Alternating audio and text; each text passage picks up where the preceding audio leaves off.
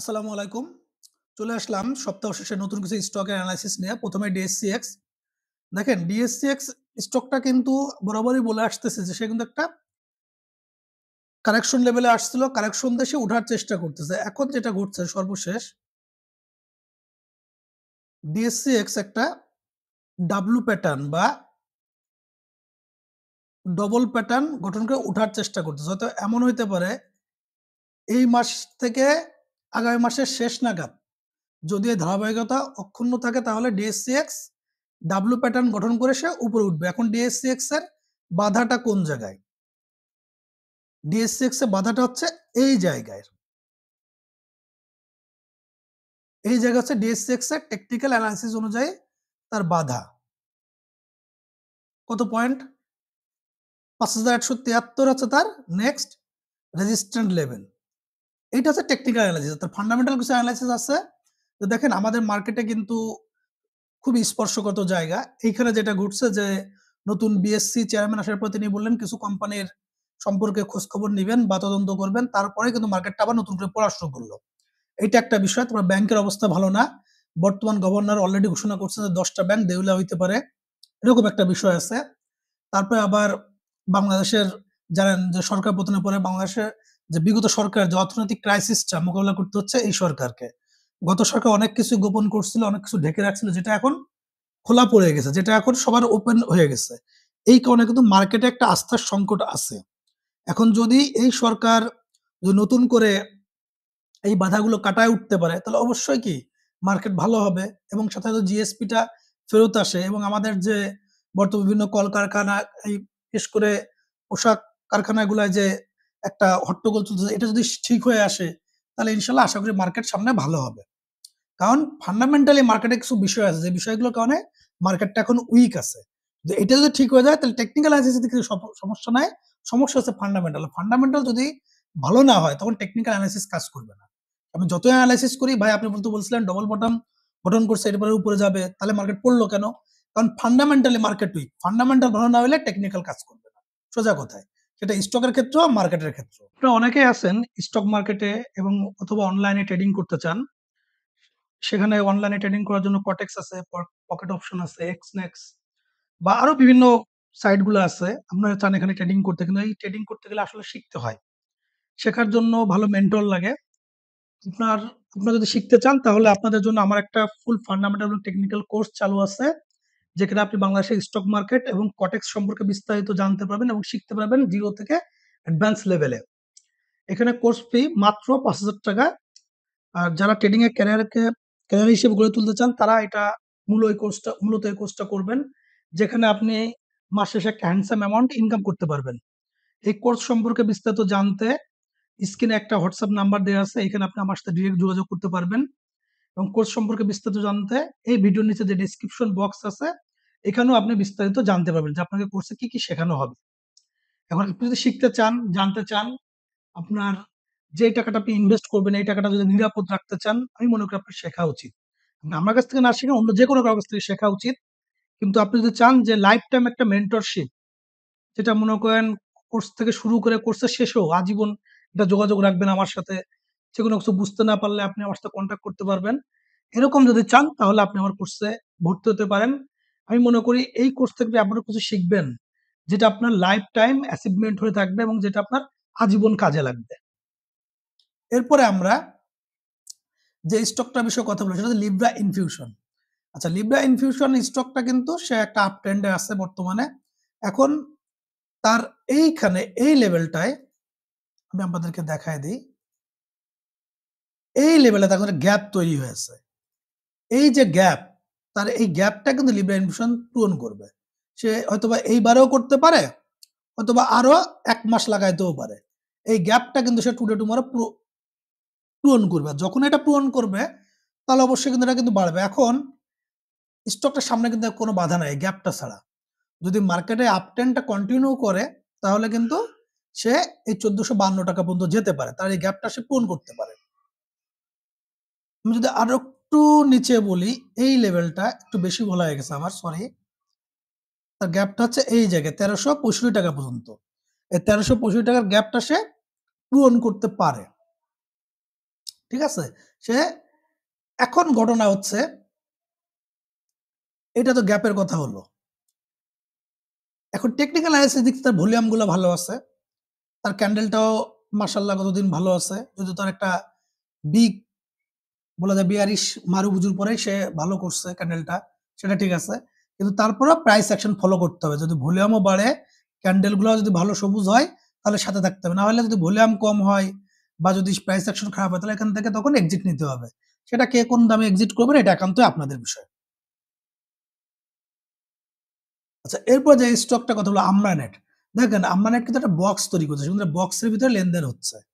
স্টকটা একটা সময় ৳৫৮ ছিল। ৳৫৮ থেকে পড়তে সে যে ৳৩১ দিকে নামছে, নামার পরে সে একটা বক্স ক্রিয়েট করে ফেলছে। সে এর উপরে যাচ্ছে না। শুধুমাত্র এক্সেপ্ট এই ক্যান্ডেলটা বাদে। যদি আমরা বলি একমাত্র এই ক্যান্ডেলটা বাদে সে কিন্তু এর উপরে যাচ্ছে না। তাহলে আপাতত তার রেজিস্ট্যান্ট লেভেল হচ্ছে ৳৩৭ আর সাপোর্ট লেভেল হচ্ছে ৳৩১। এই রেঞ্জের ভিতরে সে উঠানামা করতে পারে। যদি এই বক্সের ভেতরে যতক্ষণ না যাবে, নিচের দিকে আসলে আরো পড়তে পারে, উপরের দিকে উঠলে আরো উঠতে পারে। অর্থাৎ তার এখন রেঞ্জ তৈরি হয়ে আছে ৩১ থেকে ৩৭।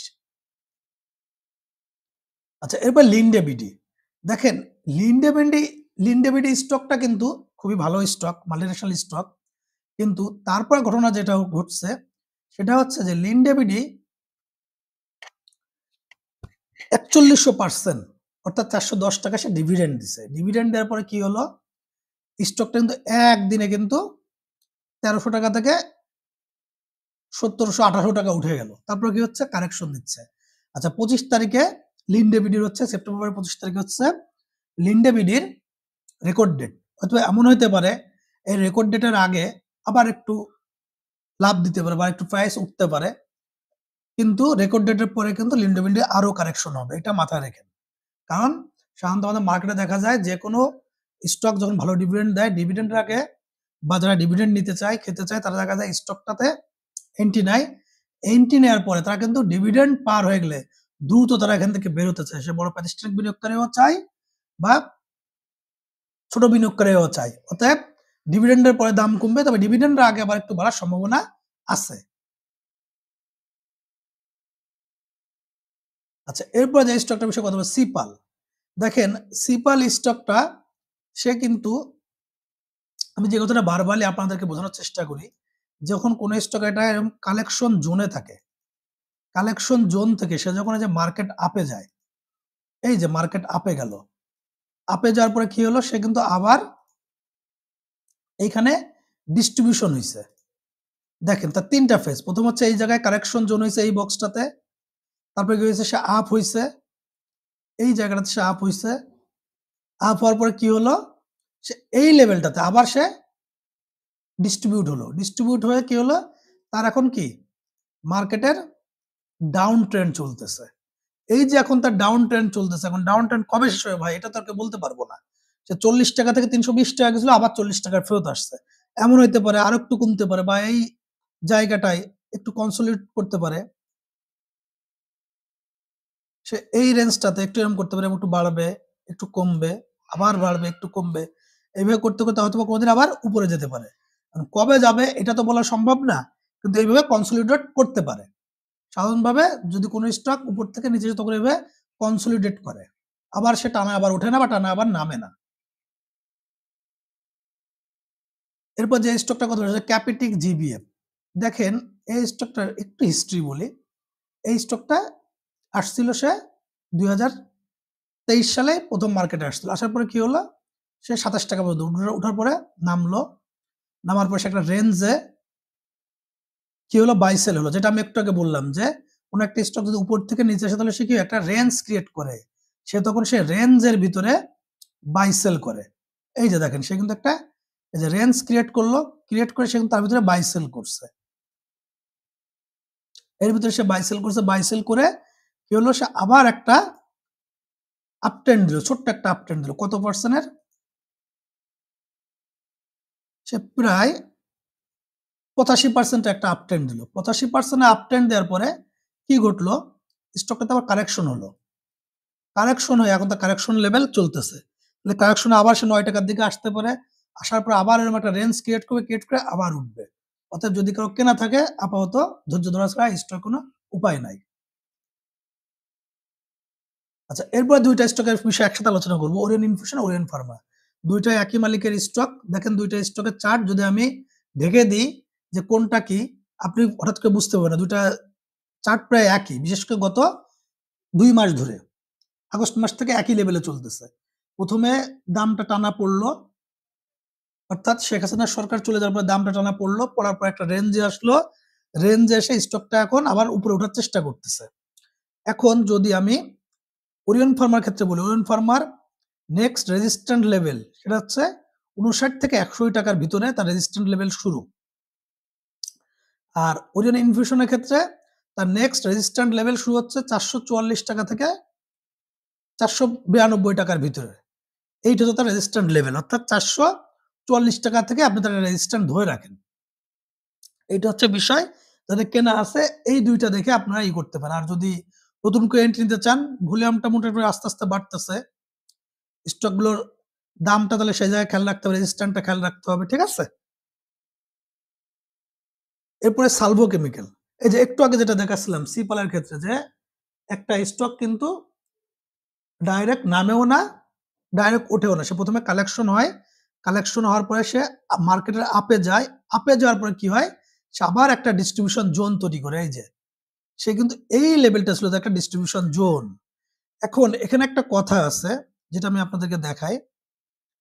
দেখেন একটু বড় করে নিই। আপনারা এই ক্যান্ডেলটা আর এই ক্যান্ডেলের ভলিউমটা দেখেন। সে কি হইছে? যে মনে হচ্ছে ফ্লোর থেকে সে বের হয়ে যাচ্ছিল। হয়তোবা মনে হচ্ছে সে ফ্লোর থেকে বের হয়ে যাচ্ছে। কিন্তু আসলে যেটা ঘটছে এইখানে যে বা যারা বড় বিনিয়োগকারী ছিল তারা স্টকটা থেকে বের হয়ে গেছে। যে বা যারা বড় বিনিয়োগকারী ছিল স্টক থেকে বের হয়ে গেছে। আমি কি করে বুঝলাম? আপনি দেখেন স্টকটা যখন উঠছে তখনও এত বড় ভলিউম হয় নাই। এই স্টকটা যখন উঠছে তখনও এত ভলিউম হয় নাই। জাস্ট একটা ক্যান্ডেলে তার যত ভলিউম হইছে। এবং সেটা আমি উইকলি দেখতেছি। তাহলে এই জায়গাতে তার কি ঘটছে? বড় বিনিয়োগকারী, প্রাতিষ্ঠানিক বিনিয়োগকারী বের হয়ে গেছে। তারা কালেকশন লেভেল থেকে মার্কেট আপ ট্রেন্ড এ চলে গেছে। চলে যাওয়ার পর তারা ডিস্ট্রিবিউশন করে বের হয়ে গেল। বের হয়ে যাওয়ার পর তাহলে কি চলতেছে? তার এখন ডাউন ট্রেন্ড চলতেছে। এখন তার ডাউন লেভেল কোনটা? এই জায়গাটা তার ডাউন লেভেল। সে আবার এই জায়গায় যদি আসে ৳৯ অস্বাভাবিক কোনো ঘটনা হবে না। আমি বলতেছি না যে ১০০% এখানে আসতে পারে। কিন্তু তার চার্ট যেটা বলতেছে আমি সেটা বলতেছি আপনাদেরকে। তবে আসার কথা হচ্ছে তার লাস্ট যেই উইকলি ক্যান্ডেলটা দেখেন এইখানে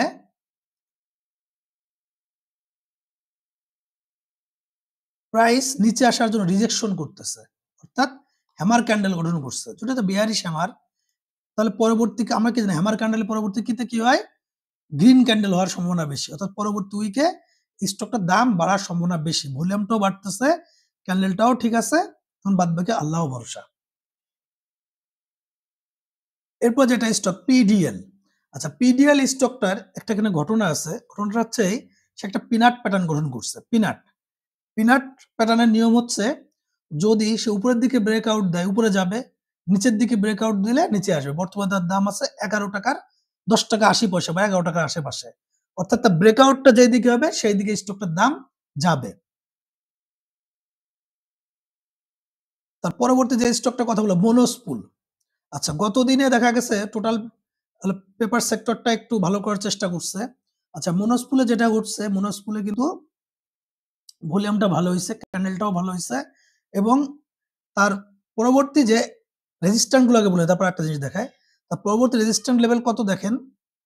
৳১৭৭, তারপর ৳১৯৪, তারপরে ৳২১৯, তারপরে ৳২৩৮। অর্থাৎ মনোজপুলের আপকামিং রেজিস্ট্যান্ট ৳১৭৭, তার পরবর্তীতে ৳১৯৪। আচ্ছা এইবার আরেকটা জিনিস দেখাই। মনোজপুলে যেটা ঘটছে, মনোজপুল একটা রেঞ্জের ভিতরে দিয়ে আগাচ্ছে।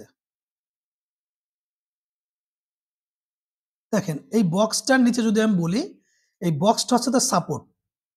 এই বক্সটা হচ্ছে তার সাপোর্ট আর বক্সের উপরে হচ্ছে তার রেজিস্ট্যান্ট। অর্থাৎ মনোজপুলের যে বক্সটা ক্রিয়েট করছে এই ৳১৩৫ হচ্ছে তার সাপোর্ট লেভেল আর ৳১৯৭ আছে তার রেজিস্ট্যান্ট লেভেল। এখন মনোস্পুল এই বক্সের ভিতরে লেনদেন হওয়ার সম্ভাবনা খুব বেশি।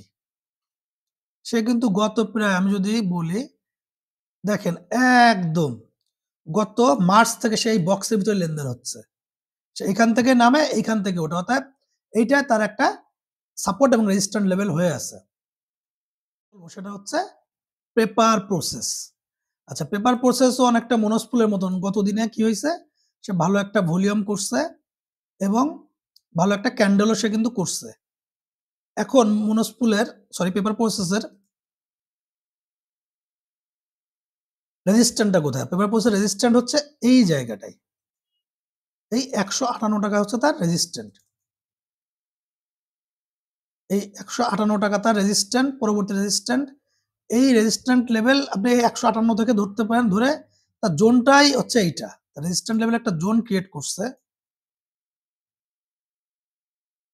এই জায়গাটা। এই ১৫৮ থেকে ১৬৭ এইটা হচ্ছে একটা রেজিস্ট্যান্ট জোন ক্রিয়েট করে ফেলছে। যদি আপনারা এই ৩ টা পয়েন্ট যদি দেখেন, এই একটা পয়েন্ট,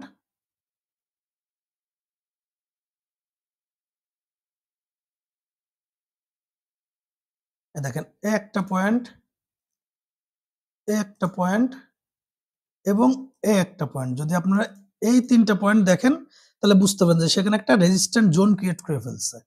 যদি আমি বক্সটা আরো টান দেই তাহলে আরো ক্লিয়ার হবেন। দেখেন এইখানে তার একটা রেজিস্ট্যান্ট জোন ক্রিয়েট করছে এই ১৫৮ থেকে ১৬৭ র ভিতরে। এখন এইখানে তার আপকামিং রেজিস্ট্যান্ট আছে। এখন এইখানে দেখার বিষয় এটা পার হইতে পারে কিনা।